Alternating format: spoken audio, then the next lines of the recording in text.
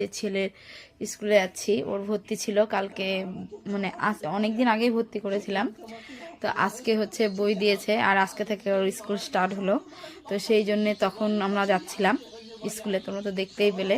তো স্কুলে গিয়ে তোমাদেরকে আর দেখা হয়নি যে ছেলের স্কুলে আসলাম। তো এই জিনিসটা তোমাদেরকে অন্য আরেকদিন দেখাবো, কারণ স্কুলে প্রচণ্ড অনেক ভিড় ছিল আর নতুন ছিলাম, তো দেখাতে পারিনি।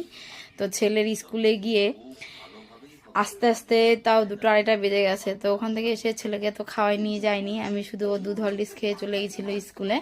তো এসে ওকে খাওয়ালাম, খাওয়াটা দিয়ে বাড়ির সব কাজ টাজ করলাম, করে টরে দেখো সবে আমি চান টান করে উঠে আসি। আর এখন বাজে প্রায় 3:30 বাজে, আমি চান করলাম। তো ভাবলাম যে এখন যদি তোমাদেরকে না দেখায় পরে আর দেখার সময় পাবো না। তো সেই জন্য দেখো ছেলের স্কুলে গিয়ে ছেলেকেও খাওয়া দাওয়া করে ঘুমাতে দিলাম।